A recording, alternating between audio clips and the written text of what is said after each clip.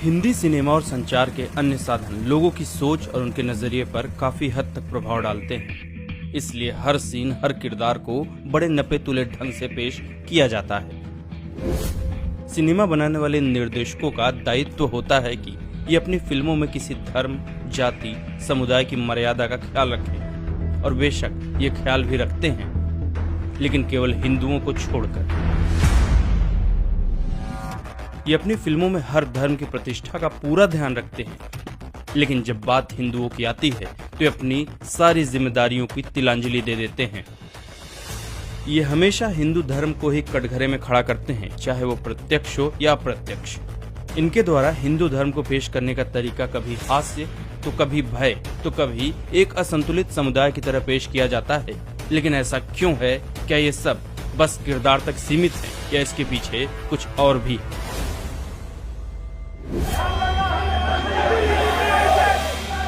ये सीन हाल ही में रिलीज हुई वेब सीरीज पाताल लोक का है, जिसमें एक ट्रेन में कुछ लोगों को कार सेवकों की तरह दिखाया गया है,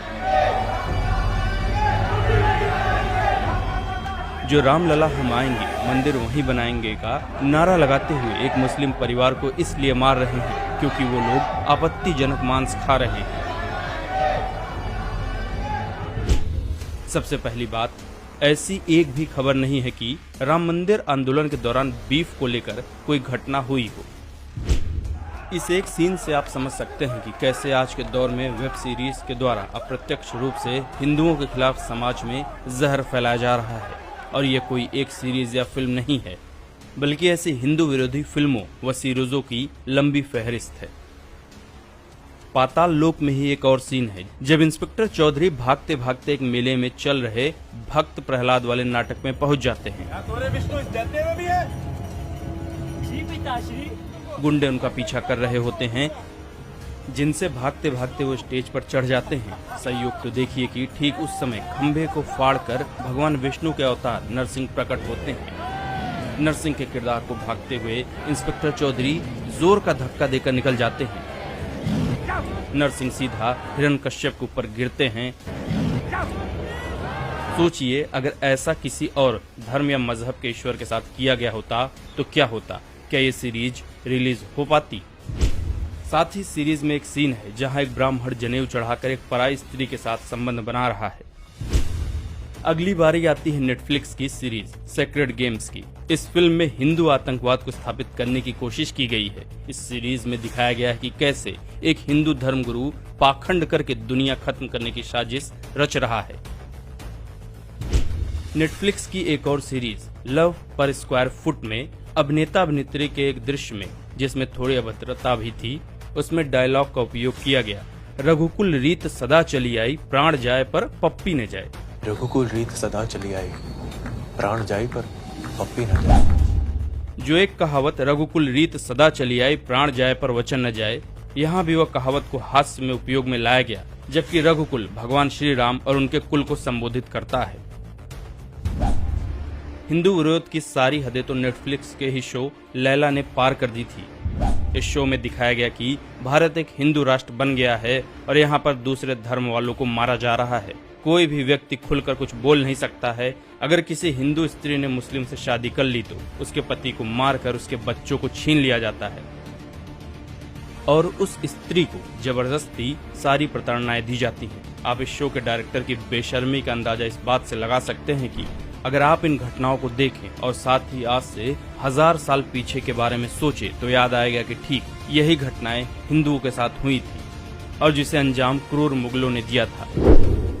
लेकिन इन बिकाऊ निर्देशकों की बेशर्मी तो देखिए, ये सच्चाई दिखाने की बजाय एक काल्पनिक कहानी गढ़ते हैं और उसमें जितना हो सके हिंदू और हिंदू देवी देवताओं के खिलाफ जहर भरते हैं। जरा आप सोचिए, जिस देश ने आज तक कभी किसी देश पर आक्रमण नहीं किया, जहां लोग हमेशा अतिथि देवो भव के आदर्शों पर चलते हैं, जिस देश के बहुसंख्यकों ने हमेशा प्रताड़नाएं झेली, भला वहां के लोग कभी ऐसा कर सकते हैं? 80% हिंदू आबादी वाले देश में ही हिंदुओं को हिंसक और हत्यारा दिखाया गया, लेकिन हिंदू चुप रहे। आप सोचिए, अगर हिंदुओं के अलावा किसी और के बारे में ऐसा दिखाया गया होता तो परिणाम क्या होता? आपको पीके फिल्म का वो सीन तो याद ही होगा जिसमें भगवान शिव के रूप में एक व्यक्ति आमिर खान से बचकर भागा भागा फिरता है। आप लोग वो सीन देखकर बहुत हंसे होंगे, लेकिन क्या आपने सोचना चाहा कि केवल हिंदू देवताओं को ऐसा क्यों दिखाया गया, किसी और धर्म को क्यों नहीं दिखाया गया? धर्मनिरपेक्ष देश में धर्मनिरपेक्षता का सारा ठेका केवल हिंदुओं ने ही क्यों उठा रखा है? हिंदुओं के खिलाफ प्रोपेगेंडा चलाकर, हिंदुओं की देवी देवताओं के साथ अभद्रता दिखाकर, उनके संस्कृति पर सवाल उठाकर ऐसे सीरीज हिंदुओं को असहिष्णु बताते हैं। प्रोपेगेंडा चलाने वाले ये वही लोग हैं जो बोलने की आजादी के नाम पर, धर्मनिरपेक्षता के नाम पर हर दिन हिंदुओं को नीचा दिखाते हैं। क्या इनमें किसी और के बारे में इतनी अभद्रता दिखाने की हिम्मत है? अंत में आपसे यही अपील है कि आप बेशक ऐसी फिल्में या वेब सीरीज को देखें, लेकिन इनके बहकावे में न आए, इनके प्रोपेगेंडा का शिकार न बने, क्योंकि इनका मकसद ही है देश के हिंदुओं में उनके ही धर्म और संस्कृति और इतिहास के खिलाफ घृणा और नफरत पैदा करना। और इस बात से कोई और अनजान नहीं है कि अब हमारा धर्म और हमारी संस्कृति ही हमारे जीवन का आधार है, हमारी शक्ति है, हमारी पहचान है। जिस दिन हमें इससे अलग कर दिया गया, उस दिन न हमारे पास कोई शक्ति होगी, न कोई पहचान।